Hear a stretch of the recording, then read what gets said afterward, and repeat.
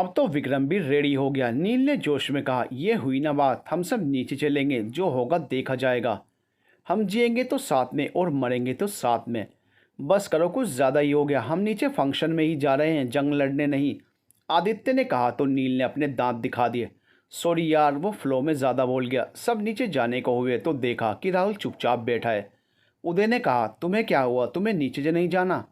तुम सब जाओ, तुम लोगों में किसी के पास बीवी है तो किसी के पास गर्लफ्रेंड। मेरे पास कौन है जो मैं बेवजह की डांट सुनूं? राहुल ने कहा, भाई सबसे ज़्यादा जोड़ियां शादी के फंक्शन में ही बनती हैं। नीचे एक से बढ़कर एक खूबसूरत लड़कियां आई होंगी। तुम नीचे ना जाकर अपना ही नुकसान करोगे। देव ने राहुल की कमज़ोर नब्ज़ पकड़ते हुए कहा। रियली? राहुल ने पूछा। उसे विश्वास नहीं हो रहा था। और नहीं तो क्या, मेरी वाली भी मुझे शादी में ही मिली थी, कुणाल ने कहा। विक्रम ने राहुल से कहा, मेरी बात मानकर तुम भी चलो, कोई ना कोई तो इस शादी में मिल ही जाएगी तुम्हें भी। नीचे मेहंदी का फंक्शन चल रहा था। कनक के हाथों में मेहंदी लग रही थी और बाकी लड़कियां उसे घेर कर बैठी थी। देखा, हमने कहा था ना, वो सब नीचे नहीं आएंगे। इस हिसाब से हमारी टीम बैठ जीत गई। वंदना ने कहा तो कनक मुस्कुरा उठी और आरोही और अंजलि का मुंह बन गया। दरअसल जया भाभी ने आदित्य को परेशान करने के लिए शीतल जी से रिक्वेस्ट करके सभी लड़कों को नीचे आने से मना करवा दिया था, रस्म के नाम पर। लेकिन आरोही को लगता था कि आदित्य सभी लड़कों के साथ नीचे ज़रूर आएगा कनक को देखने के लिए। बस फिर क्या था, लड़कियों की दो टीम बन गई। एक में अंजलि, आरोही और रितिका थे तो दूसरे में जया भाभी, निशा और वंदना थे। लड़के अभी तक नीचे नहीं आए थे। इस हिसाब से जया भाभी की टीम जीत गई थी। अगर तुम लोगों की फालतू की बैठ खत्म हो गई हो तो डांस करें, या सिर्फ मुझे ही कनक और मिस्टर हैंडसम की शादी की खुशी है? खुशी ने हाँफते हुए कहा। वो कब से अकेले डांस कर रही थी, अंजलि ने मुस्कुराते हुए कहा। ये इट्स टाइम टू डांस। उसके साथ वंदना और जया भाभी को छोड़कर सभी लड़कियां डांस करने के लिए चली गई। उन लोगों ने मेहंदी है रचने वाली गाने पर डांस किया और धीरे धीरे सभी औरतों और लड़कियों के साथ कनक को भी डांस के लिए खींच लिया। कनक के आने के बाद गाना चेंज हो गया। कनक ने भी मेहंदी ना मुझको लगाना, मुझे साजन के घर नहीं जाना पर जोरदार डांस किया। तू नीचे भी चलेगा या नहीं, खड़ा होकर निहारेगा, नील ने चिढ़कर कहा। वो लोग कब से सीढ़ियों के पास छुपकर खड़े थे और नीचे चल रहे नाच गाने को देख रहे थे। आदित्य जो बड़े जोर शोर से नीचे आने के लिए निकला था, उसने जब कनक को डांस करते देखा तो वहीं फ्रीज होकर खड़ा हो गया। आज कनक सच में बहुत खूबसूरत लग रही थी। उसके साथ बाकी लड़के भी वहीं खड़े हो गए थे। इसलिए नील, जिसे नीचे जाने की जल्दी थी, वो अब चिढ़ गया। छोड़ यार, देख तो लिया हमने अपनी अपनी वाली को, अब रहने देते हैं, देव ने कहा। अपना गाना ख़त्म होने पर कनक एक जगह खड़ी हो गई। बाकी लड़कियां दूसरे गाने पर डांस करने लगी। तभी निशा बिल्कुल आदित्य की तरह ही तैयार होकर आई। कनक ने उसे देखा तो हैरान रह गई। बाकी सब मुस्कुरा उठे। ये तो बिल्कुल आपके जैसे तैयार हुई है, विक्रम ने हैरान होते हुए आदित्य से कहा, जो खुद भी हैरानी से नीचे खुद की तरह तैयार हुई निशा को देख रहा था। निशा कनक के साथ डांस करने लगी। अब तो नीचे जाना बहुत ज़रूरी हो गया है। मेरे रहते कोई और क्यों मेरा रोल करेगा, आदित्य ने कहा और नीचे बढ़ गया। सभी लड़कियां निशा को देखकर गाने लगी। ओ लड़के दीवाने, कहाँ से आया तू, दुल्हन को ले जाने कहाँ से आया तू। तभी आदित्य ने कनक को अपनी तरफ खींच लिया। कनक और भी हैरान रह गई और अंजलि और आरोही खुश हो गई। आदित्य ने कनक के साथ डांस करते हुए गाने के बोल दोहराए। आदित्य कनक को गोद में उठाकर, तू हाँ कर या ना कर, तेरी मर्जी सोनी है, हम तुझको उठाकर ले जाएंगे, डोली में बिठाकर ले जाएंगे। सब आदित्य की इस हरकत पर मुस्कुरा उठे। उन दोनों के दोस्त होटिंग करने लगे। कनक शर्म से लाल हो गई थी। आदित्य ने उसे नीचे उतारा तो भागकर दीपिका जी के गले लग गई। आज हल्दी की रस्म थी। सभी लड़कियों ने कनक को तैयार किया। दीपिका जी के बुलाने पर अंजलि ने कनक को वहीं रुकने को कहा और सबको लेकर नीचे चली गई। कनक मिरर के सामने बैठी खुद को देख रही थी जब उसे आदित्य की आवाज़ सुनाई दी। मेरी बीवी को नज़र लगाने का इरादा है क्या? कनक ने तुरंत पीछे देखा। सामने आदित्य खड़ा था। उसे देखकर कनक को हैरानी के साथ खुशी महसूस हुई। तभी उसे याद आया कि उन्हें इस तरह अकेले किसी ने देख लिया तो मजाक बनाएगा। वैसे ही कल मेहंदी की रस्म के बाद से सब उसे छेड़े जा रहे थे। आप यहाँ क्या कर रहे हैं? कनक ने धीरे से कहा। तुम्हें देखने आया हूँ, आदित्य ने उसको अपनी तरफ खींचकर प्यार से उसके चेहरे को देखते हुए कहा। लेकिन हम तो नीचे ही आ रहे थे ना, हल्दी के लिए, वहीं मिल लेते, कनक ने अपनी नज़र झुकाते हुए कहा। उसे आदित्य की गहरी निगाहों से शर्म आ रही थी। आदित्य ने अपने हाथों में लगी मेहंदी कनक के गालों पर लगाकर कहा, मैं तुम्हें सबसे पहले हल्दी लगाना चाहता था, किसी ने हमें ऐसे साथ देख लिया तो। कनक ने उसकी छुअन पर सिहर कर कहा। उसे घबराहट हो रही थी। मुझे किसी के देखने से कोई फ़र्क नहीं पड़ता, भले ही शादी दोबारा हो रही है, लेकिन तुम बीवी तो अभी भी हो मेरी। हाँ, अगर तुम्हें कोई परेशानी हो तो मैं चला जाऊँगा। आदित्य ने उसकी घबराहट देखकर उसे नॉर्मल करने के लिए कहा। ऐसे कैसे जा सकते हैं आप, रस्म अधूरी छोड़कर?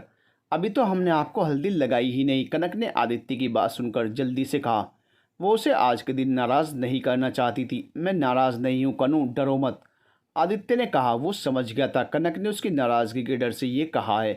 कनक अपनी चोरी पकड़े जाने पर झेप गई, लेकिन फिर उसने अकड़ते हुए कहा, हम डर नहीं रहे हैं, हमें पता है आप नाराज़ नहीं हैं, हम सच में आपको हल्दी लगाना चाहते हैं, लेकिन हमारे पास तो हल्दी है ही नहीं। कनक ने आखिरी वाली लाइन मायूस होकर कही तो आदित्य उसकी तरफ चलाया। कनक ने उसे आगे आते देख पीछे हटने की कोशिश की, लेकिन आदित्य ने उसे कमर से पकड़कर खुद के करीब कर लिया। कनक ने अपनी बड़ी ही धड़कनों को संभालते हुए उसको देखा। तभी आदित्य ने उसकी आंखों में देखते हुए अपना चेहरा उसके चेहरे के करीब किया। कनक को लगा कि वो उसे किस करना चाहता है, इसलिए उसने अपनी आंखें मींच ली। उसके होंठ कांप उठे। आदित्य ने अपने गाल कनक के हल्दी लगे गालों पर रगड़े और उससे दूर हट गया। कनक ने आंखें खोली और उसे सवालिया नजरों से देखा तो आदित्य ने अपने गालों की तरफ इशारा किया जिस पर थोड़ी सी हल्दी लग गई थी और कहा, मैं बस तुम्हारी पहली विश पूरी करना चाहता था, दूसरी में अभी टाइम है, कल तक का, अब जो भी करना है शादी के बाद। कनक उसकी बात का मतलब और उसका इशारा दोनों समझ गई थी। उसके गाल शर्म से लाल हो गए थे। तो आदित्य ने उसकी आंखों से काजल निकालकर उसके कान के पीछे लगा दिया। परफेक्ट, तुम्हारे चेहरे पर मेरी मोहब्बत का रंग अच्छा लग रहा है, कहीं तुम्हें मेरी ही नज़र न लग जाए, इसलिए पहले ही काला टीका लगा दिया। कनक ने उसकी तरफ देखा तो वो मुस्कुराकर कमरे से बाहर निकल गया। कनक और आदित्य को एक साथ एक जगह पर हल्दी की रस्म के लिए बैठाया गया था। आदित्य आज बहुत खुश था, लेकिन कनक थोड़ी उदास थी। उसे आज अपने मम्मी पापा के साथ साथ शेखर जी की कमी भी बहुत खल रही थी। कविता जी और अमन सपना के साथ उसका रिश्ता हमेशा से ठीक नहीं था, पर जो भी हो वो उसका परिवार थे। फिर उसके चाचा भी तो उसे अपनी बेटी मानते थे, लेकिन आज उसके इतने बड़े दिन पर वो भी उसके साथ नहीं थे। वो खुद को सामान्य रखने की बहुत कोशिश कर रही थी ताकि सबको बुरा ना लगे, क्योंकि सब ने बहुत कोशिश की थी उसे अपने घर वालों की कमी महसूस ना हो। फिर भी उसके चेहरे पर उदासी की झलक आ ही जा रही थी। सबसे पहले अनुराग जी ने हल्दी लगाई और कहा, अब तो आप दोनों को भी समझ आ गया होगा क्यों हमने आपको ज़बरदस्ती रिश्ते में बांधा था। उनकी बात पर दोनों ने ही मुस्कुराकर सिर हिला दिया। अनुराग जी के बाद दीपिका जी और अनिरुद्ध जी ने दोनों को हल्दी लगाकर हमेशा खुश रहने का आशीर्वाद दिया। राजेंद्र जी ने दोनों के सिर पर हाथ रखा और शीतल जी ने दोनों का माथा चूम लिया। उनके बाद मानसी बुआ और शैलेश फूफा ने भी रस्म निभाई। चलो, बुजुर्गों के सेंटिमेंटल डायलॉग्स ख़त्म हुए, अब हमारी स्पेशल वाली हल्दी की बारी। नील ने कहा, अभी तो हम लड़की वाले बाकी ही हैं। किसी ने कहा तो सबने उस तरफ देखा। कनक की आंखों से आंसू झलक आए। उसके सामने शेखर जी थे व्हील चेयर पर, और उनके साथ कविता जी, सपना और गगन भी थे। जब तक हम अपनी बेटी और दामाद को हल्दी नहीं लगाएंगे तब तक रस्म पूरी कैसे होगी, शेखर जी ने कहा तो गगन उनकी व्हील चेयर को कनक की तरफ ले आया। कनक उनकी हालत देखकर खुद को संभाल नहीं पाई और फपक फपक कर रोने लगी। बस बेटा, बहुत आंसू बहा लिए तुमने, अब तुम्हारी खुश होने की बारी है, शेखर जी ने उसे हल्दी लगाते हुए कहा। उनके बाद कविता जी और उनके दोनों भाई बहन ने भी उसे हल्दी लगाई। फिर तो दोनों के दोस्तों ने धमाल मचा दिया। उन लोगों ने दोनों को सिर से लेकर पैर तक हल्दी में नहला दिया। आज सबने मिलकर हल्दी की होली खेल ली थी। कोई भी इंसान आज रंगों से अछूता नहीं था। कनक को तो अब भी यकीन नहीं आ रहा था कि उसके घरवाले उसकी शादी में शरीक होने आए हैं। शेखर जी की हालत और कविता जी, सपना और गगन का बदला व्यवहार उसे समझ नहीं आ रहा था। आखिर वो लोग कैसे उसके लिए खुश हो सकते थे और उसके साथ इतना अच्छा बिहेव कर सकते थे। उसके दिमाग में इस समय हज़ारों सवाल थे, लेकिन फंक्शन की वजह से उसने चुप रहना ही ठीक समझा और सबके साथ मस्ती में शामिल हो गई। फंक्शन के बाद कनक अपने चाचा चाची और उनके बच्चों के साथ गेस्ट रूम में बैठी हुई थी। अपने चाचा को माफ़ कर दो बेटा, इतना लेट पहुंचने के लिए। दामाद जी ने तो हमें पहले ही न्योता दे दिया था, लेकिन तुम्हें तो मेरी तबीयत का पता ही है। मुझे ज़्यादा लंबी यात्रा के लिए डॉक्टर ने मना किया है, इसलिए हमें तो लगा था कि आ ही नहीं पाएंगे। वो तो भला हो दामाद जी का, जिन्होंने फ़्लाइट के टिकट्स बुक करवा दिए और हम आराम से आ गए, शेखर जी ने कहा। पापा, वो जीजू का प्राइवेट जेट है, उसके लिए टिकट नहीं लगती, सपना ने हंसते हुए कहा। हाँ हाँ वही, हमें इतना नहीं पता, हमने तो अपनी ज़िंदगी में पहली बार कोई भी हवाई जहाज़ देखा है, शेखर जी ने झेंपते हुए कहा। आपकी तबीयत को क्या हुआ, कनक ने आखिरकार पूछ ही लिया। तो शेखर जी ने हैरान होते हुए कहा, तुम तो ऐसे पूछ रही हो जैसे तुम्हें कुछ पता ही नहीं है। चाचू, हमें सच में। कनक ने उन्हें सच्चाई बतानी चाहिए, उसे सच के बारे में नहीं पता था। तभी कविता जी ने कहा, शादी की भागदौड़ में किसी का भी दिमाग उलझ जाता है, इसे पता कैसे नहीं होगा। इसी ने तो दामाद जी के हाथों हमें मदद भेजी है, हमारी हर ज़रूरत पर। अब कनक और भी हैरान थी। इसका मतलब आदित्य को सब कुछ पहले से ही पता था, तो उसने उसे क्यों नहीं बताया कभी। कितनी बात करोगी कन्नू, चाचा चाची थके हैं, उन्हें आराम करने दो। शाम को संगीत के प्रोग्राम में भी तो सबको शामिल होना है। आदित्य ने अंदर आते हुए कहा, जी जीजू, आज तो हम दिल खोलकर नाचेंगे आपकी और अपनी बहन की खुशी में। गगन ने कहा तो कनक की आंखें भर आई। उसे याद आ गया वो दिन जब गगन ने उससे राखी बंधवाने से यह कहकर इनकार कर दिया था कि वो उसकी कुछ नहीं लगती। उसके दिमाग में हज़ारों सवाल एक साथ घूम रहे थे, लेकिन जवाब किससे मांगे समझ ही नहीं आ रहा था। कनक की आंखों में आंसू देखकर आदित्य समझ गया कि वो क्या सोच रही है। वो उसके आंसू पोंछना चाहता था, लेकिन उसके घर वालों के पास में रहने की वजह से वो अपनी जगह पर ही खड़ा रहा। कविता जी कनक के पास आई और उन्होंने उसके आंसू पोंछे और कहा, बेटा मुझे माफ़ कर दो हर उस गलती के लिए जो मैंने तुम्हें तकलीफ़ देने के लिए की। मैं अपनी नफ़रत में अंधी हो गई थी। उस मासूम बच्चे की तकलीफ़ भी दिखाई नहीं दी मुझे, जिसके माँ बाप के जाने के बाद सब कुछ हम लोग ही थे। मैंने तुम्हें जितना रुलाया, भगवान ने मुझे उसकी सज़ा दे दी। 3 साल पहले यहाँ से वापस जाने के बाद तुम्हारे चाचा का ऐसा ख़तरनाक एक्सीडेंट हुआ कि अगर दामाद जी नहीं होते तो शायद ये ज़िंदा भी नहीं होते। इन्होंने यहाँ अपने चाचा के हॉस्पिटल में उनका इलाज करवाया। यहाँ से जाने के बाद भी हमारी हर ज़रूरत का ख्याल रखा, वरना हम तो सड़क पर आ गए होते। हम तो तभी से तुमसे माफ़ी मांगना चाहते थे, लेकिन तुम्हारा कुछ पता नहीं था। जब तुम्हारे वापस आने का पता चला तो भी मैं आना चाहती थी, लेकिन दामाद जी ने यह कहकर मना कर दिया कि वो खुद तुम्हें हम सबसे मिलवाने ले आएंगे। अब आप ठीक है ना चाचू, कनक ने शेखर जी से पूछा तो कविता जी मुस्कुरा पड़ी। हाँ मेरी बच्ची, वो ठीक है, इनके पैरों का इलाज चल रहा है ना, हो सकता है बहुत जल्द चलने भी लगें। बेटा मैं अपने केस जुल्मों की भरपाई तो नहीं कर सकती, लेकिन कोशिश करूँगी अब से तुम्हें मायके की कमी महसूस ना हो। बस चाची, आपने इतना कह दिया काफ़ी है, हमें किसी भी बीती बात का अब कोई मलाल नहीं है।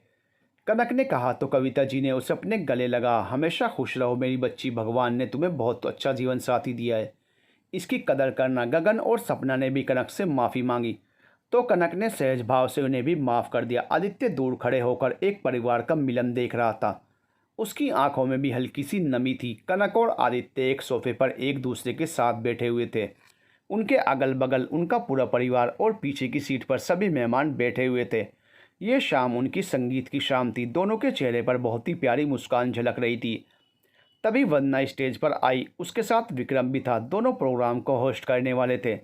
वंदना ने माइक में कहना शुरू किया, हेलो एवरीवन। बहुत खुशकिस्मत होते हैं वो देवरानियां जिन्हें अपनी जेठानी को गृह प्रवेश करवाने का मौका मिलता है। मुझे ये कहते हुए अपार खुशी हो रही है कि मैं भी उनमें से एक हूँ जिसे ये मौका मिलने वाला है। मेरे साथ ही मेरा आने वाला बेबी भी अपने बड़े पापा मम्मी की शादी देखने के लिए एक्साइटेड है। हम दोनों का मन है डांस करने का। वंदना ने जैसे ही डांस करना शुरू किया, विक्रम ने उसे रोकते हुए कहा, ओके ओके, यहाँ हम सब का ही कुछ ऐसा मन है, तुम्हारी बारी भी आएगी।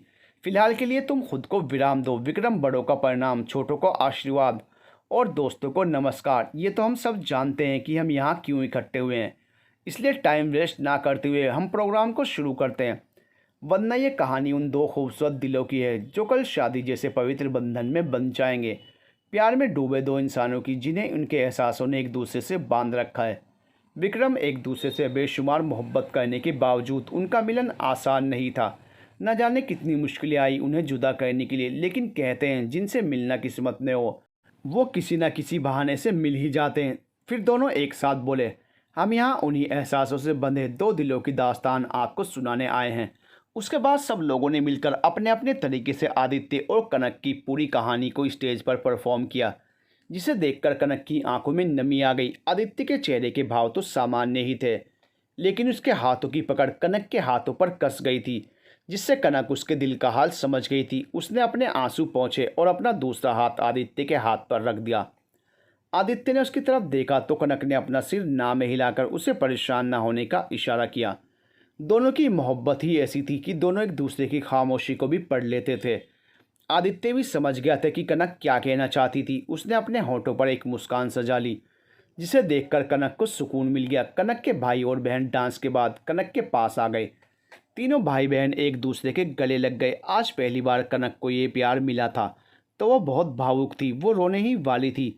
तभी फिर से स्टेज पर म्यूजिक बजने लगा। कनक के साथ बाकी सबने भी उस तरफ देखा जहाँ विक्रम खड़ा था। तारों का चमकता गहना हो, फूलों की महकती वादी हो, उस घर में खुशहाली आए जिस घर में तुम्हारी शादी हो। विक्रम ने डांस खत्म किया और कनक के पास आ गया, जो अपनी नम आंखों से उसे ही देख रही थी। अब ये भाई बहन मिल गए तो इस भाई को भूल तो नहीं गई ना, विक्रम ने कहा तो कनक ने ना में सर हिला दिया और उसके गले लग गई। हम आपको कैसे भूल सकते हैं भाई, आप हमारे लिए बहुत खास हैं। बस हमें इस वक्त इस बात की उम्मीद नहीं थी, कनक ने कहा तो विक्रम ने उसके सिर पर प्यार से हाथ रखते हुए कहा, ऐसा सोचना भी मत, कभी तुम्हारा ये भाई तुम्हारे साथ था और ज़िंदगी के हर मोड़ पर तुम्हारे साथ रहेगा। उन दोनों का प्यार देखकर वहाँ मौजूद सब लोग इमोशनल हो गए थे। गगन को आज अपनी गलती का और भी ज़्यादा एहसास हो रहा था। इतनी प्यारी बहन होने के बाद भी वो आज तक उससे बेवजह ही नाराज़ रहा और उसे खुद से दूर कर दिया। इसके बाद सबने बारी बारी से डांस परफॉर्मेंस दी और फिर सभी लेडीज ने कनक को गले लगा लिया। दीपिका जी ने उसका माथा चूम लिया। कविता जी को भी आज उसके लिए खुशी तो थी, उसके ससुराल चले जाने का थोड़ा दुख भी था, क्योंकि जब से उसका दिल कनक के लिए नरम हुआ था उसे उनके साथ रहने का मौका ही नहीं मिला। जैसा कि आप सब देख रहे हैं कि माहौल एक बार फिर इमोशनल हो गया है, तो इसे फिर से खुशनुमा बनाने आ रहे हैं सभी यंगस्टर्स। वंदना ने सबको इमोशनल देखा तो जल्दी से अगले डांस की अनाउंसमेंट कर दी और इसी के साथ स्टेज पर धमाल मचाने सभी लड़के लड़के एक साथ ही आ गए। सबने मिलकर करीब 1 घंटे तक डांस किया। वो लोग तो अब भी रुकने वाले नहीं थे अगर विक्रम ने अगली अनाउंसमेंट ना की होती तो। विक्रम ने कहा, अब जब सब लोगों ने अपना जलवा दिखा दिया है तो क्यों ना दूल्हे और दुल्हन की भी एक रोमांटिक परफॉर्मेंस हो जाए, लेकिन उससे पहले हमारे दूल्हे राजा को अपनी दुल्हन को प्रपोज करना पड़ेगा।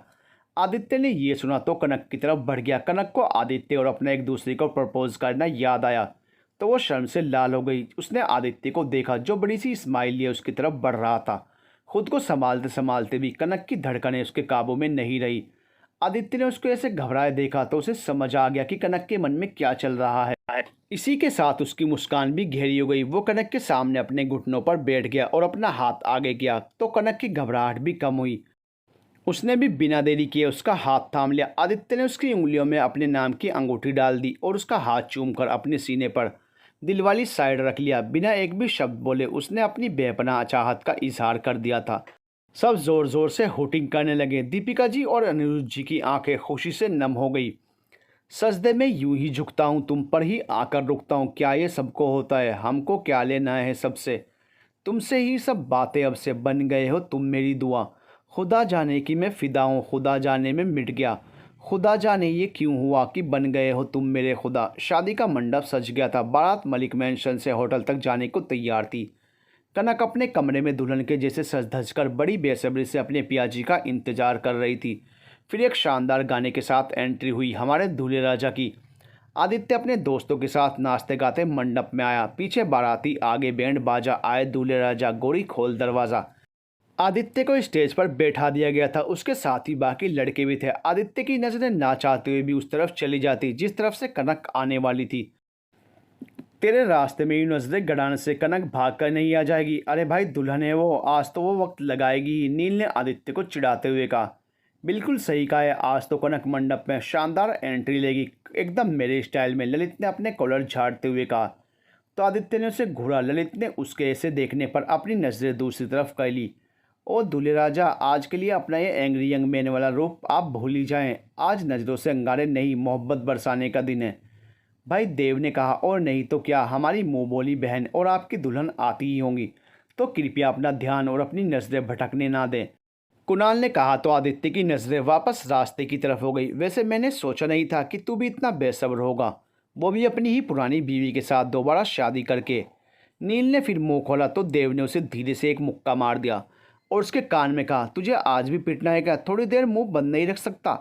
मैं तो सिर्फ क्यूरियोसिटी के लिए पूछ रहा था कि क्या दोबारा शादी करने पर भी वही एक्साइटमेंट होती है जो पहली बार होती है।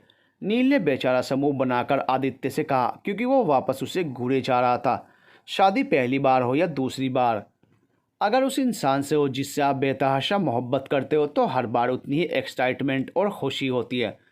आदित्य ने सामने देखते हुए कहा। सबने उसके चेहरे की मुस्कान देखकर उसकी नज़रों का पीछा किया तो सभी मुस्कुरा उठे। सामने से दुल्हन बनी कनक अपनी सभी सहेलियों के साथ आ रही थी।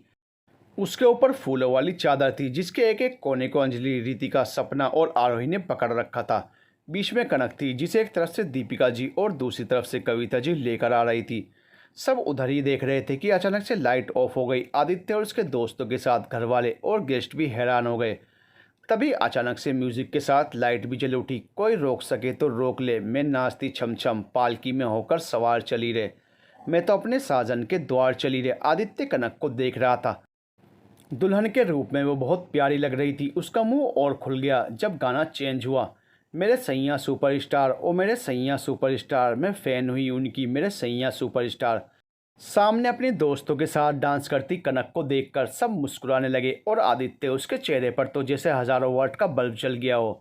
कनक को उसकी सब लड़कियां स्टेज तक ले आई तो आदित्य ने खुद ही आगे बढ़कर उसका हाथ थाम लिया और स्टेज पर चढ़ने में उसकी मदद की। कनक की नज़रें एक बार उससे मिली फिर झुक गई, लेकिन उसके होंठों पर एक प्यारी सी मुस्कान अब भी थी। आदित्य भी उसे शर्माते देखकर मुस्कुरा उठा। जयमाला के टाइम पर आदित्य को नील, देव सबने गोद में उठा लिया। आदित्य की हाइट पहले ही बहुत ज़्यादा थी, कनक उसके कंधों तक ही आती थी, अब तो वो और भी ऊंचा हो गया। कनक का मुंह बन गया ये देखकर। तभी गगन आगे बढ़ा कनक को उठाने के लिए तो नील ने उसे चिढ़ाया। लगता है दुल्हन की टीम में सिर्फ एक ही गबरू जवान है, इसलिए तो महाशय अकेले ही मैदान में आ रहे हैं। अपनी बहन के लिए तो ये एक जवान ही काफ़ी है नील बाबू, गगन ने भी जवाब दिया और कनक को उठाने लगा। तब तक कुणाल और विक्रम के साथ ललित तीनों कनक की तरफ आ गए। आप ये क्यों भूल जाते हैं बार बार कि कनक के दो भाई और हैं, विक्रम ने नील से कहा। और एक दोस्त भी, ललित ने भी तेज़ आवाज़ में कहा। तो कनक मुस्कुरा उठी। नील ने जब अपना दांव उल्टा पड़ते देखा तो विक्रम से कहा, ओ मिस्टर दुल्हन के भाई, मैं नहीं, आप ये भूल रहे हैं कि आप दूल्हे के भी इकलौते भाई हैं। इस हिसाब से आपको हमारी यानी कि दूल्हे की साइड होना चाहिए। मैं भूला नहीं हूँ जीजू, इसलिए तो दूल्हे के साथ बारात लेकर आया हूँ। अब तो दुल्हन के भाई की जिम्मेदारी निभाने की बारी है। एक मिनट, क्या हो रहा है यहाँ? ये क्या बहस लगा रखी है आप लोगों ने? आदित्य ने गंभीरता से कहा तो नील ने झुंझलाहट से कहा, क्या प्रॉब्लम है तुझे हमारे बहस करने से? मुझे कोई प्रॉब्लम नहीं है भाई, आप लोगों ने टीम बना ली लेकिन मुझसे तो पूछा ही नहीं। पहले ये तो पूछो कि दूल्हा किस तरफ है। आदित्य ने नील के बालों में हाथ फेरते हुए बेहद प्यार से कहा। हाँ तो बताना, नील ने कहा। आदित्य के इतने प्यार से बोलने पर नील भी कुछ देर के लिए हिप्नोटाइज सा हो गया था। बताता हूँ, पहले नीचे तो उतारो मुझे, आदित्य ने कहा। नील और देव ने जैसे ही उसे नीचे उतारा, आदित्य ने आगे बढ़कर अपना सिर कनक के सामने झुका दिया। कनक ने भी खुश होकर बिना देरी किए उसके गले में वरमाला डाल दी। उसके बाद आदित्य ने भी उसे वरमाला पहना दी। उसकी इस हरकत पर सब हैरान रह गए। नील का तो मुंह ही खुला रह गया। आदित्य ने नील का मुंह बंद करते हुए कहा, ऐसे क्या देख रहा है? बहुत निभा ली मैंने दोस्ती वोस्ती, अब तो मैं मरते दम तक अपनी बीवी की साइड हूँ। कनक और आदित्य के घरवाले और गेस्ट उसकी इस बात पर हंस पड़े और दोस्तों ने हुटिंग करनी शुरू की तो कनक और ज़्यादा शर्मा गई। इसको देखो ज़रा, हम इसका स्थान दुल्हन के सामने ऊंचा कर रहे थे और इसने पहले ही कदम पर बीवी के सामने घुटने टेक दिए। नील ने आदित्य को घूरते हुए कहा, अब इन सब की आदत डाल ली लो नील बाबू, क्योंकि दोस्त दोस्त ना रहा, अब पराया हो गया। कुणाल ने हंसकर कहा तो नील ने मुंह बनाया। अब तो मुझे भी यही लगता है। आदित्य ने उससे कुछ कहना चाहा, लेकिन उससे पहले ऋषभ ने कहा, भाई बहुत माइंडेड हैं जीजू, बीवी के सामने आज तक किसी की चली है भला? जब आगे चलकर सर झुकाना ही है तो घुटने टेकने ही है, तो क्यों ना आज ही से ये शुभ काम कर लें। ऋषभ की बात पर एक बार फिर सब हंस पड़े। तभी उसकी नज़र अपनी मंगेतर पर पड़ी जो उसे ही घूर रही थी। ये देखकर ऋषभ ने जल्दी से उसे फ्लाइंग किस कर दिया तो वह भी हंसने लगी। सबके आशीर्वाद और शुभकामनाएं देने के बाद वरमाला का कार्यक्रम खत्म हुआ। अब वक्त फेरों का था। फेरों के लिए एक भव्य मंडप तैयार करवाया गया था। वैसे भी डेकोरेशन से लेकर म्यूजिक और खाने पीने तक की शादी की हर अरेंजमेंट मलिक्स के रेपुटेशन को ध्यान में रखकर की गई थी। होती भी क्यों ना, अनिरुद्ध जी ने सब कुछ अपनी देख रेख में करवाया था। आदित्य को मंडप में बैठा दिया गया। पंडित जी ने उसके हाथों से कुछ पूजा की विधि करवाई। उसके बाद उनके कहने पर आगे की विधियों के लिए कनक को भी लाया गया। विवाह के मंत्रों से पूरा वातावरण गूंज उठा। कन्यादान और फेरों के बाद अब बारी थी सिंदूर दान की। आदित्य ने जैसे ही कनक की मांग भरकर उसके गले में मंगलसूत्र पहनाया, कनक की आंखें भर आई। आदित्य भी थोड़ा इमोशनल था। आज उनका सपना जो पूरा हो गया था। न जाने कितनी मुश्किलों और गलतफहमियों का सामना करने के बाद आज वो हमेशा के लिए एक हुए थे। हालांकि उनकी शादी एक बार पहले भी हो चुकी थी, लेकिन उस समय हालात ऐसे नहीं थे। ना तो उन्होंने इस लम्हे को जिया था और ना ही किसी रस्म के महत्व को जाना समझा था। लेकिन आज सब कुछ दिव्य और अलौकिक सा लग रहा था। यही हाल बाकी घर वालों का भी था। आज एक अलग ही माहौल था वहाँ का। सबके दिलों में खुशी भी थी और आंखों में नमी थी। ये विवाह संपन्न हुआ पंडित जी के इस कथन के साथ ही दोनों के सभी दोस्त खुशी से झूम उठे। आदित्य और कनक ने सभी बड़ों का आशीर्वाद लिया। उसके बाद सभी दोस्तों ने उन्हें गले लगाकर बधाई दी। था विदाई का। कनक जब शेखर जी के पास आई उनसे विदा लेने, तो उन्होंने उसे अपने सीने से लगा लिया और कहा, बेटा मुझे हमेशा से ही तेरी बहुत चिंता रहती थी, लेकिन शायद मैं ऐसा पहला बाप होऊंगा जो आज इस सुकून के साथ अपनी बिटिया को विदा करेगा कि वो जिस घर में जा रही है वहाँ उसे अपने मायके से ज़्यादा प्यार दुलार और मान सम्मान मिलेगा। आज मेरे साथ भैया भाभी की आत्मा को भी संतुष्टि मिल गई होगी। कनक अब रो पड़ी तो कविता जी ने उसे उठाकर खुद के गले से लगा लिया और शेखर जी को मीठी झिड़की देते हुए कहा, आप भी ना कमाल करते हैं, रुला दिया ना बच्ची को। हंसी खुशी विदा करिए ना अपनी बेटी। शेखर जी अपने आंसू साफ करने लगे तो कविता जी ने कनक के गालों को प्यार से छूते हुए भरे गले से कहा, हमेशा खुश रहो मेरी बच्ची, रोना तो बिल्कुल नहीं बेटा। तुम बहुत खुश नसीब हो जो इतना प्यार करने वाला जीवन साथी और परिवार मिला है तुम्हें। हालांकि वो खुद भी रो रही थी, लेकिन फिर भी कनक के आंसू पोंछने में लगी थी और उसे समझा रही थी। वहाँ मौजूद लगभग सभी लोग इमोशनल हो गए थे। बेटी की विदाई का वक्त ही ऐसा होता है कि किसी पत्थर दिल इंसान की आंखें भी नम हो जाती हैं। आदित्य का दिल चाह रहा था कि वो आगे बढ़कर कनक को अपने गले से लगा ले, लेकिन वो सबकी मौजूदगी की वजह से ऐसा नहीं कर सकता था। पर जब उससे कनक के आंसू नहीं देखे गए तो उसने अपना चेहरा दूसरी तरफ घुमा लिया। दीपिका जी कनक और कविता जी के पास आ गई। कनक अब भी रोए जा रही थी तो वो उसके सिर पर प्यार से हाथ फेरकर उसे चुप करवाने लगी। मैं जानती हूँ कि मुझे ये कहने की ज़रूरत नहीं है, लेकिन फिर भी हमारी बच्ची का ख्याल रखिएगा। बचपन से लेकर अब तक बहुत तकलीफ़ों का सामना किया इस मासूम ने। मैंने बेवजह की नफ़रत में सारी ज़िंदगी बिता दी, खुद को भी जलाया और इसे भी तकलीफ़ दी। मैं हमेशा इसे खुद से दूर करना चाहती थी, लेकिन आज जब वो वक्त आया है तो दिल चाह रहा है अपनी बच्ची को कहीं छुपा लूँ। इस पर अपनी ममता की छाँव हमेशा बनाए रखिएगा। कविता जी ने दीपिका जी के हाथों में कनक का हाथ पकड़ाकर रोते हुए कहा और अपने दोनों हाथ जोड़ लिए। दीपिका जी ने तुरंत उनका हाथ पकड़ लिया और नाम में सिर हिलाकर उन्हें रोने से मना किया। कविता जी अब फूट फूट कर रोने लगी थी। शायद इन आंसुओं के जरिए वो अपनी सभी गलतियों का पश्चाताप कर लेना चाहती थी। अनिरुद्ध जी ने कहा, कनक हमारी भी बच्ची है समधन जी, और हमें बहुत प्यारी है। उसकी खुशी में ही हमारी भी खुशी है। दीपिका जी ने भी उनकी बात का समर्थन किया और कहा, हाँ कविता जी, अनिरुद्ध जी सही कह रहे हैं। हम हमारी बच्ची को कभी कोई तकलीफ़ नहीं होने देंगे। ये हमारे घर की रौनक हैं। आप लोग निश्चिंत रहिए, कनक का ख्याल हमारे घर का हर सदस्य रखेगा। अनुराग जी ने कहा तो शीतल जी और राजेंद्र जी ने भी आगे बढ़कर कनक को अपने गले लगा लिया और कहा, आप लोग टेंशन ना लें, हमने कनक को हमेशा से ही अपनी बेटी समझा है। बहू बनने के बाद भी ये हमारी बेटी ही रहेंगी। उन लोगों की बातों से कविता जी को तसल्ली मिली और शेखर जी के चेहरे पर भी सुकून उतर आया।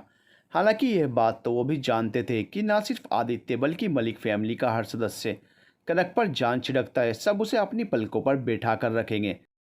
अपने घर वालों को कनक के लिए इतना प्यार देखकर आदित्य के होठों पर भी मुस्कान आ गई। तभी उसे अपने कंधों पर किसी के हाथ महसूस हुए। बिना पीछे पलटे वो समझ गया कि पीछे खड़े महाशय कौन है। विदाई तो कनक की है, पर तू क्यों मुंह छुपाए खड़ा है? नील ने कहा। शायद आदि भी इस माहौल की वजह से इमोशनल हो गया है ना विक्रम? देव ने अपने साथ खड़े विक्रम से कहा तो विक्रम ने भी सहमति जताई, क्योंकि वो भी कनक को रोते हुए नहीं देख सकता था, फिर चाहे वो अपनी विदाई में ही क्यों ना रो रही हो। फिर आदित्य का तो ऐसा रिएक्शन लाजमी था। कोई भी इंसान जिससे प्यार करता है उसकी आंखों में आंसू नहीं बर्दाश्त कर सकता। अरे नहीं यार, हमारे और आदि दोनों के इमोशनल होने की वजह अलग अलग है। ये शायद अपनी आने वाली ज़िंदगी का सोच कर रो रहा है। ठीक भी है, क्योंकि सुकून भरे दिन जो अब ख़त्म होने वाले हैं बेचारे के। नील ने बेहद अफसोस के साथ कहा तो ललित ने कहा, प्लीज़ आप ऐसी बातें कहकर हम कुंवारों को डराइए तो मत। आप लोगों ने तो शादी के मज़े ले लिए, लेकिन हम तो अभी लाइन में लगे हैं ना। बेटा अगर पैर में कुल्हाड़ी मारने का ठान ही लिया है तो फिर दर्द की क्या परवाह करना, देव ने कहा। और शादी में कोई मज़ा वज़ा नहीं होता। हाँ, सर दर्द हज़ार हैं। बीवी के फेवरेट खाने से लेकर उसके नेल पेंट और जूतों का ब्रांड भी याद रखना पड़ता है, और गलती से भी कहीं उसके बर्थडे या फिर किसी एनिवर्सरी की डेट भूल गए तो भगवान ही मालिक है तुम्हारे। अपने पर्सनल एक्सपीरियंस से बता रहा हूँ, नील ने कहा। वहाँ विदाई हो रही है और आप सब यहाँ कौन सी चर्चा में लगे हैं? ऋषभ ने आते हुए कहा। उसके साथ ही कुणाल भी था। हम सब यहाँ अपना रोना रो रहे हैं, नील ने कहा। तो आदित्य ने उसे घूरा। तेरी बकवास कब खत्म होगी? पता नहीं, अभी तो बहुत स्टॉक है मेरे पास इसका, नील ने कंधे उचकाते हुए कहा। तो इस बार आदित्य ने उसे खा जाने वाली नजरों से देखा। बाकी सब भी नील को देखने लगे। ललित ने नील के कंधे थपथपाए और मुस्कुरा कर कहा, आपको पता है पूरी दुनिया में आप इकलौते पीसी हो? नील ने उसकी बात सुनकर बजाय झेपने की अपनी कॉलर शान से झाड़ दी। आदित्य ने ललित से कहा, इसके साथ कम रहो वरना वो दिन दूर नहीं है जब इसके जैसे दो इडियट्स घूमते नजर आएंगे। ये कहकर वो दूसरी तरफ चला गया। और पहले तो ललित को उसकी बात समझ नहीं आई, लेकिन जब उसने नील को आदित्य को घूरते हुए देखा तो उसकी बातों पर गौर किया तो उसका मुंह भी खुला रह गया। बाकी लड़के दबी हंसी हंसने लगे। सपना और गगन भी कनक के गले लगकर जी भरकर रोए। इन आंसुओं में बचपन से लेकर अब तक की हर कड़वी याद धुल गई थी। अब बची थी तो सिर्फ मीठी यादें और उनके बीच में नया नया पनपा भाई बहन का प्यार। उसके बाद सभी लड़कियों ने कनक को गले लगा लिया और उसे चुप कराने लगी। और लड़कों ने तो आदित्य को कंधों पर उठाकर नारे लगाने शुरू कर दिए, मानो वो शादी के मंडप से नहीं बल्कि किसी जंग के मैदान से आया हो। ये देखकर ना चाहते हुए भी कनक मुस्कुरा उठी। बाकी सब हंस पड़े थे। पल भर में माहौल की बोझिलता दूर हो गई और फिर से हंसी खुशी का समा बन गया। अंजलि और रितिका ने कनक को कार में आदित्य के बगल में बैठा दिया और धीरे धीरे बाकी सब भी अपनी अपनी कार की तरफ चले गए। कनक अभी भी हल्की हल्की सिसकियां ले रही थी। ये देखकर आदित्य ने उसके हाथों को अपने हाथों में ले लिया। सपना भी अभी तक रोई जा रही थी। कल से लेकर आज तक वो कनक के साथ साय की तरह थी। उन्हें ज़्यादा टाइम तो नहीं मिल पाया था बात करने को, लेकिन फिर भी वो इतना तो जान ही चुकी थी कि कनक उन सबसे कितना प्यार करती है। तभी उसकी तरफ किसी ने अपना रुमाल बढ़ा दिया। सपना ने नजरें उस तरफ की तो सामने राहुल नजर आया। राहुल ने कहा, प्लीज़ आप रोइए मत, मुझे बुरा लग रहा है। मेरी बहन की विदाई हो रही है तो रोना तो आएगा ही ना। सपना ने उसके रुमाल से अपने आंसू साफ करते हुए कहा। तो राहुल ने भी धीरे से कहा, इसमें रोना क्या है, वो अपने घर जा रही हैं और फिर बड़ी बहन जब विदा होगी तभी तो छोटी का नंबर आएगा ना। जी? सपना ने जी को लंबा खींचकर कहा। तो राहुल ने कहा, मेरा मतलब है कि तभी तो हम दोनों की स्टोरी आगे बढ़ेगी। सपना उसकी हिम्मत पर हैरान रह गई। अभी उन्हें मिले मुश्किल से 2 दिन ही हुए थे और वो इनडायरेक्टली उसे प्रपोज कर रहा था। उसने राहुल का रुमाल उसकी तरफ बढ़ाकर वहाँ से भागना चाहा, लेकिन राहुल ने रुमाल को नहीं पकड़ा। ये आप अपने पास ही रखिए, ये आपको मेरी याद दिलाता रहेगा। फिर मिलेंगे जल्दी, bye, see you soon, Rahul ने कहा और वहाँ से मुड़कर जल्दी से उस तरफ चला गया जिधर उसकी गाड़ी थी। सपना की नज़रें कुछ देर तक उसका पीछा करती रही। फिर उसके होंठों पर एक बड़ी सी स्माइल आ गई। शायद प्यार का अंकुर दोनों दिलों में फूट चुका था। बस भी करो ना, इतना क्या रो रही हो? उसी घर में जाना है जहाँ पहले से रहती हो। मैं किसी दूसरे ग्रह पर तो नहीं ले जा रहा ना, आदित्य ने चिढ़कर कहा। जबकि सच तो ये था कि उसे कनक का रोना नहीं देखा जा रहा था। रहने दीजिए आप, ये कभी नहीं समझ पाएंगे, लड़की नहीं है ना, कनक ने कहा। तो आदित्य ने धीरे से कहा, हाँ, सारी समझदारी पर तो तुम लड़कियों का ही कॉपीराइट है, आप ना कभी नहीं बदल सकते। टोंट करने पर तो पीएचडी की हुई है आपने, कनक ने चिढ़ते हुए कहा और खिड़की से बाहर देखने लगी। आदित्य ने एक नज़र उसे देखा, फिर वो भी मुस्कुराकर सामने देखने लगा क्योंकि अब कनक का रोना बंद हो चुका था। उसने सामने देखते हुए अपना हाथ बढ़ाकर कनक के कंधों पर रखा और उसे खुद के क्लोज कर लिया। तो कनक ने भी उसके कंधों पर अपना सिर रख लिया। घर से रिजॉर्ट की दूरी ज़्यादा नहीं थी, इसलिए उन्हें घर पहुंचने में ज़्यादा वक्त नहीं लगा। कनक ने अब भी आदित्य के कंधों पर सिर टिकाया था। शायद वो बहुत थक गई थी, इसलिए उसे झपकी आ गई थी। आदित्य ने बेहद प्यार से उसका सिर अपने हाथों से हिलाया और कहा, कनो उठो, घर आ गया है। उसकी बात पर कनक हड़बड़ाकर उठी। तभी किसी ने कहा, अरे उतरो भी यार, क्या सारा रोमांस कार में ही करने का इरादा है? नील की बात सुनकर आदित्य को ध्यान आया कि अब भी उसने कनक का हाथ थाम रखा है। उसने जल्दी से अपने हाथ हटाए और कार से बाहर निकल गया। कनक को अंजलि ने संभाल कर नीचे उतारा। आदित्य अंदर जाने को हुआ तो शीतल जी ने उसे टोकते हुए कहा, आदि रुकिए, आप ऐसे अंदर नहीं जा सकते। आदित्य ने उन्हें हैरानी से देखा तो मानसी बुआ ने समझाते हुए कहा, पहले आप दोनों की आरती होगी, फिर एक साथ गृह प्रवेश होगा। आपको याद नहीं है क्या पिछली बार का? अरे कैसे याद होगा बुआ, बेचारा भूल गया होगा रोमांस के चक्कर में। नील की बात पूरी हो पाती तभी विक्रम ने उसे टोक दिया, छोड़िए ना जीजू, आप भी क्या बात लेकर बैठ गए। बड़ी माँ, आप आरती उतारिए ना, कब तक खड़ा रखेंगी इन्हें? बाहर गृह प्रवेश के बाद दोनों को मंदिर ले जाया गया। वहाँ भगवान से आशीर्वाद लेने के बाद कनक के हाथों की छाप दीवार पर लगवाई गई। इसका मतलब पिछली बार आप लोगों ने मुझे रस्म के नाम पर बेवकूफ़ बनाया था, है ना? आदित्य ने कहा। उसे अचानक से याद आ गया कि पहली शादी के टाइम पर सबने उससे कनक को गोद में उठाकर मंदिर तक ले जाने को कहा था। उसे लगा था कि इस बार भी ऐसा कुछ करना पड़ेगा, लेकिन अब उसे समझ आ गया था कि इस तरह की शायद कोई रस्म नहीं होती। उसकी बात सुनकर सब कुछ समझ आ गया कि वो कहना क्या चाहता था। सब उस बात को याद करके हंस पड़े। दीपिका जी के साथ शीतल जी और मानसी बुआ वहाँ से बाहर चली गई, क्योंकि वो लोग आदित्य के सवालों से बचना चाहती थी। उनके पीछे सारी लड़कियां भी कनक का वहाँ से लेकर चली गई। अच्छा जी, तुझे गृह प्रवेश वाली रस्म याद नहीं थी, लेकिन ये गोद में उठाने वाली बात याद है। नील ने उसकी बात का जवाब ना देकर दूसरा सवाल किया। आदित्य ने उसे घूर कर देखा। तभी उदय ने कहा, वैसे साले साहब, आपको बुरा किस बात का लग रहा है? पिछली बार झूठ बोलकर आपको कनक को उठाने को कहा गया था। इस बात का या इस बार नहीं कहा गया, इस बात का ऑब्वियसली नहीं उठा पाने का दुख होगा। ये डोले शोले इसी दिन के लिए बनाए थे, देव ने कहा। यहाँ नहीं दिखा पाए कोई बात नहीं दोस्त, आज रात में पूरा मौका मिलेगा, इसका तुम्हें जी भर के अपना स्टेमिना दिखा देना, कुणाल ने कहा। तो आदित्य ने उसे मुक्का जमाते हुए कहा, सबके सब एक ही थाली के चट्टे बट्टे हैं, कोई किसी से कम नहीं है। और जीजू, आप भी इनके साथ शामिल हो गए? आदित्य के सवाल करने पर उदय ने पहले नील से कहा, क्यों नहीं होंगे भाई, हम दोनों ही एक ही बिरादरी से हैं, इस घर से और आपसे हमारा एक ही रिश्ता है साले साहब। वो लोग अभी और बहस करते तभी बाहर से दीपिका जी की आवाज़ आई। वो उन्हें दूसरी रस्म के लिए बुला रही थी। पूरा दिन रस्मों और रिवाजों को निभाने में ही बीत गया। शाम तक पूजा और कनक की मुंह दिखाई भी हो गई। कनक कमरे में बैठी थी। वो कमरे की सजावट को बेहद ध्यान से देख रही थी। आज सब कुछ नया सा लग रहा था। ये कमरा, ये एहसास, ये जज्बात, सब कुछ सही मायनों में आज ही उसने हाइलम की खूबसूरती को जिया था। इससे पहले जब वो आदित्य की दुल्हन बनी थी तो उसके अंदर का दर्द और गुस्सा हर जज्बात पर हावी था, लेकिन आज जब सब साफ था तो उसे सब कुछ अच्छा लग रहा था। एक तरफ तो वो बेसब्री से आदित्य का इंतज़ार कर रही थी, वहीं दूसरी तरफ उसे बेहद घबराहट और बेचैनी भी हो रही थी। कमरे में किसी के आने की आहट पर उसने नज़रें उठाकर सामने देखा तो अचानक से हंसी का जैसा फव्वारा छूट गया। रितिका और जया भाभी के साथ सभी लड़कियां कमरे में आ गई थी। जया भाभी ने कनक के पास बैठते हुए कहा, देवर जी की जगह हम सबको यहाँ देखकर कहीं आपको बुरा तो नहीं लग रहा ना देवरानी जी? कनक उनकी बातों में छिपी शरारत समझ गई थी, इसलिए उसने कोई जवाब नहीं दिया। बुरा क्यों लगेगा इसे, हम सब इसकी दोस्त जो हैं, इसे तो हमारे आने की खुशी हुई होगी। अंजलि ने कनक की साइड ली। तभी खुशी ने कहा, क्या खाक खुशी होगी, इसे बेचारी रोमांटिक मूड बनाकर मिस्टर हैंडसम का वेट कर रही होगी। कहा हम सब आ गए कबाब में हड्डी, हम कौन सा पूरी रात इसके कमरे में रहने वाले हैं भाई, बस कुछ देर के लिए तो आए हैं ताकि अपनी देवरानी को थोड़ा ज्ञान दे सकें कि पति को खुश कैसे करना है। जया भाभी ने फिर मजाक किया। कनक को उनकी बात सुनकर शर्म आ रही थी। आरोही ने उसे नर्वस देखा तो टॉपिक बदलने की कोशिश करते हुए कहा, वैसे कमरा काफ़ी अच्छा डेकोरेट हुआ है ना? हाँ भाई, आपको तो अच्छा ही लगेगा, आपके ललित जी ने जो डेकोरेट करवाया है, जया भाभी ने कहा। तो रितिका ने उनकी हाँ में हाँ मिलाई। ये बात तो है भाभी, रूम देखकर तो लग रहा है कि ललित ने अभी से अपनी फर्स्ट नाइट की प्रिपरेशन करनी शुरू कर दी है।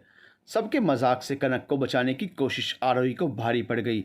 अब सब उसके पीछे पड़ गए। सबकी बातों से हमेशा बोल्ड बनने वाली आरोही भी शर्मा गई थी। कुछ देर के हंसी मजाक के बाद जया भाभी ने उठते हुए कहा, अच्छा भाई, हम सब चलते हैं, हम चलेंगे तभी तो देवर जी अंदर आएंगे।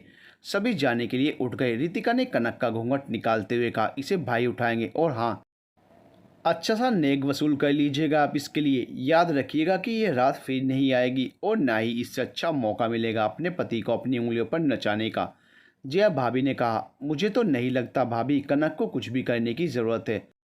आदि तो पहले इनके दीवाने हैं और आज तो इसे देखकर अपने होश ही खो बैठेंगे। मेरी दोस्त लगी इतनी प्यारी रही है, निशा ने कहा। सबने कनक को गुड नाइट विश किया और बाहर चले गए। सिर्फ अंजलि और आरोही रह गए थे। आरोही ने कनक को गले लगाकर बेस्ट ऑफ लक, कोशिश करना कि आज के बाद कोई भी दूरियां ना रहे तुम्हारे और आदि के बीच, हमें बहुत घबराहट हो रही है, कनक ने धीरे से कहा। तो अंजलि ने उसके चेहरे को प्यार से छू कर कहा, हर लड़की को होती है, लेकिन जब आपके पास इतना प्यार करने वाला और अंडरस्टैंडिंग लाइफ पार्टनर हो, फिर किस बात की घबराहट? हूँ, कनक ने धीरे से अपना सिर हिला दिया। तभी बाहर से आवाज़ें आने लगी। तो अंजलि ने कहा, शायद भाई आ गए हैं, हम भी चलते हैं। उन्होंने कनक को वापस घूंघट उड़ाया और बाहर चली आई। बाहर सब लड़कियां आदित्य को घेर कर खड़ी थी। आदित्य ने बिना उनके कुछ कहे ही पीछे मुड़कर विक्रम को इशारा किया तो विक्रम ने किसी को अंदर बुलाया। सब उस तरफ देखने लगे जिस तरफ से दो आदमी एक बड़ा सा बॉक्स लेकर आ रहे थे।